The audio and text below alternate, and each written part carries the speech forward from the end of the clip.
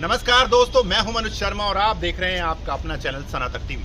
आज हम आपको एक ऐसी वारदात के बारे में बताएंगे जिसमें एक शख्स ने अपनी ही पत्नी की हत्या कर उसके शव के टुकड़ों को अलग अलग जगह पर फेंक दिया और उसके बाद लिखवा दी उसकी गुमशुदगी की रिपोर्ट। पुलिस के हाथ कोई सुराग नहीं था। आखिर पुलिस हत्यारोपी शख्स तक कैसे पहुंची, देखिए हमारी खास रिपोर्ट। हरियाणा में पति पत्नी और वो के चलते की गई थी 31 वर्षीय सोनिया शर्मा की हत्या। क्राइम ब्रांच ने पति को गिरफ्तार किया। सनसनीखेज मामले का खुलासा। चलिए आपको भी बताते हैं कि पूरा मामला आखिर था क्या। तो वहीं आपको बता दें कि इस मामले में डीसीपी क्राइम विजय प्रताप की माने तो बीते 21 अप्रैल यानी कि शुक्रवार की सुबह पुलिस ने पंचगांव चौक से महिला का अज्जला धड़ बरामद किया था। क्राइम ब्रांच अभी मामले की तफ्तीश करने में लगी ही थी कि 23 अप्रैल यानी रविवार की सुबह खेड़की दौला इलाके से महिला की टांगे बरामद की गई थी। मामले में महिला के पति जितेंद्र शर्मा को गिरफ्तार किया गया है, जिसने पूछताछ में खुलासा किया कि उसके बिहार में रहने वाली एक महिला के साथ अवैध संबंध थे, जिसके बारे में उसकी बीवी सोनिया शर्मा को पता लग गया। बस इसी बात को लेकर बीते काफी समय से घर में विवाद, लड़ाई झगड़ा चल रहा था और इसी विवाद को हमेशा के लिए खत्म करने के लिए पति ने पत्नी की मौत की साजिश रच डाली।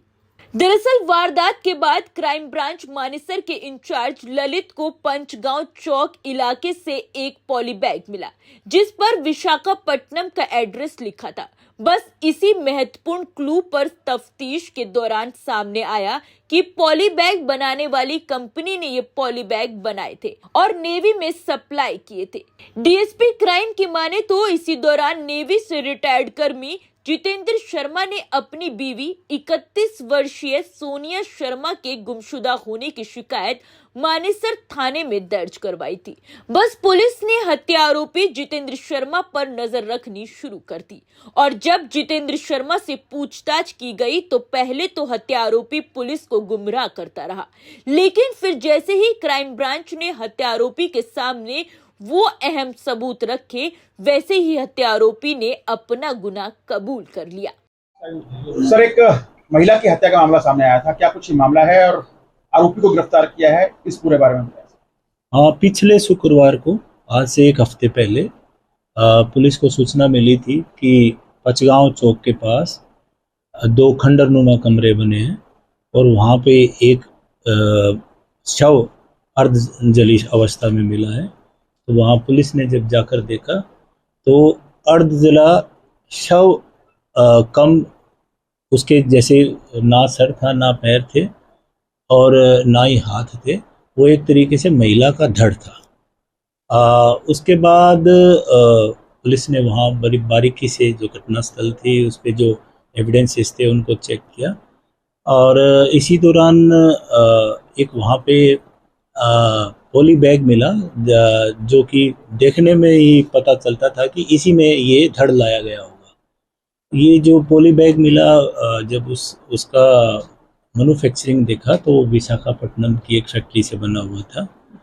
तो यहाँ से हमें आगे बढ़ने का एक अवसर मिल गया, एविडेंस मिल गया और वहाँ से जब पता किया तो ये पता चला कि उस फैक्ट्री ने सिर्फ नेवी में ही ये पॉली बैग सप्लाई किए हैं। अब हमारा थोड़ा सा ओपन हो गया इन्वेस्टिगेशन और हमारे दिमाग में आया कि हमें तुरंत उन लापता या कोई इस प्रकार की रिपोर्ट या मुकदमों पे काम करना चाहिए जिसमें कि कोई नेवी का अधिकारी या कर्मचारी शामिल रहा हो। तो इसी कड़ी में 21 तारीख को एक लापता औरत की लापता बारे मुकदमा मानेसर थाने में दर्ज था। इसी को आगे बढ़ाते हुए इन एविडेंसेस को जब उस महिला जो कि लापता थी उसके मूवमेंट्स को चेक किया गया और उससे संबंधित उसके पति के मूवमेंट्स को जब चेक किया गया तब खुलासा हुआ कि वो महिला उस दिन घर से बाहर गई ही नहीं थी, जबकि उसका पति घर से बाहर जाता है। उसके मोटरसाइकिल पे एक ट्रॉली बैग रहता है और उसके एक पिट्ठू बैग रहता है जो कि विजिबली देखने में ही भरा हुआ लगता है, सामान से भरा हुआ लगता है। और जब वो लौट के आता है काफ़ी समय बाद तब ये खुलासा होता है कि वो खाली था। और एविडेंस के मद्देनज़र हमने जो महिला के पति आरोपी जितेंद्र को बस स्टैंड मानेसर से गिरफ्तार किया और उसी की निशानदेही पे फिर जो धड़ था उसका जो सर है वो हमने केएमपी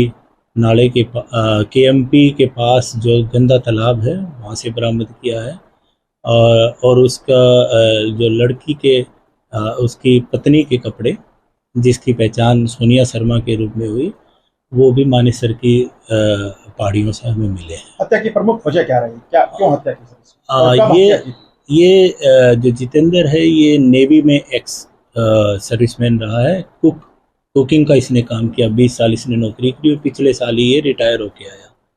2018 में ये रेलगाड़ी में बिहार में एक बिहारी लड़की औरत से इसकी मुलाकात हुई और वो दोस्ताना मुलाकात फिर बाद में अवैध संबंधों में बदल गई और उससे एक लड़का भी है। इसको इसी बात को लेके परिवार में झगड़ा रहता था, तो इसी बात से निजात रोज़ की झगड़े से निजात पाने के लिए इसने पहले अपनी पत्नी का गला दबा दिया और उसके बाद उसको घर के ही बाथरूम में ले जाकर उसके टुकड़े किए और फिर वो उसको ट्रॉली बैग और जो पिट्ठू बैग में है उसमें पार्ट्स डाल के अलग अलग जगह डिस्पोज ऑफ कर दिया। जिस वक्त हत्या की गई थी उस वक्त घर में कोई और मौजूद नहीं था?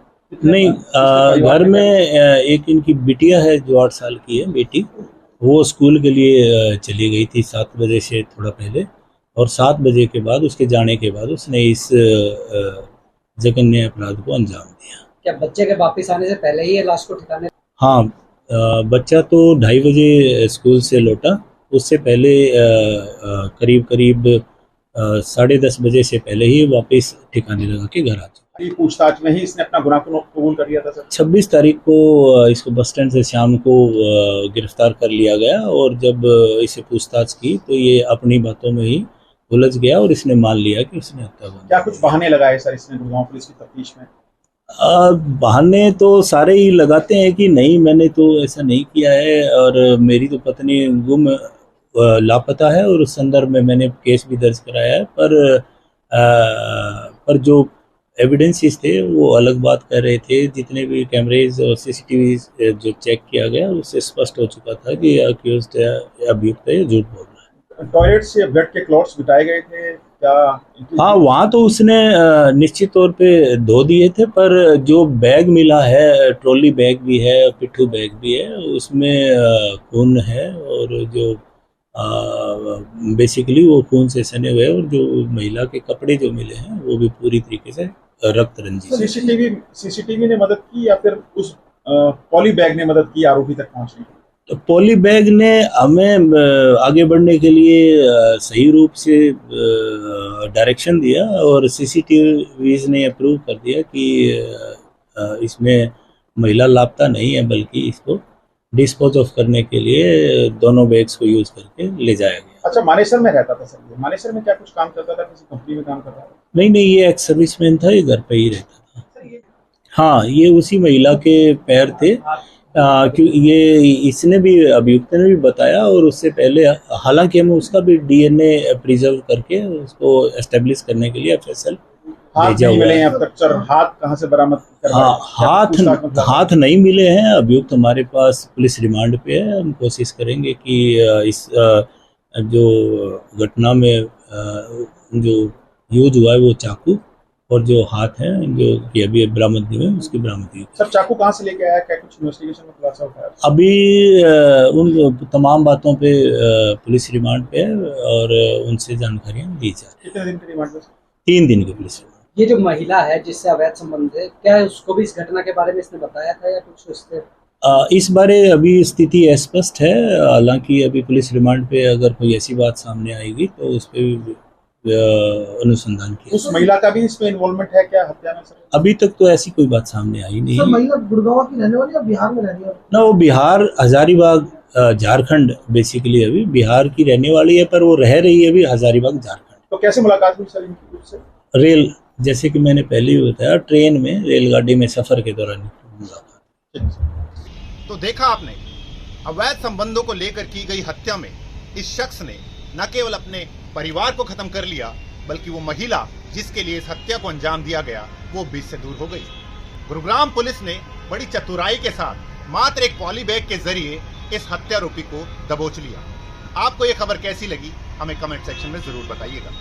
कैमरामैन परवीन कुमार के साथ मनोज शर्मा, सनातक टीवी के लिए। पुलिस की माने तो जितेंद्र और सोनिया की 8 वर्षीय बेटी है और जैसे ही बेटी 21 अप्रैल की सुबह स्कूल गई वैसे ही जितेंद्र ने अपनी बीवी सोनिया की गला दबाकर हत्या कर दी और उसके बाद सोनिया के शव को घसीटते हुए बाथरूम में ले गया और उसके शव को कई टुकड़ों में काट मानेसर, खिड़की दौला और केएमपी के इलाके में फेंक कर फरार हो गया।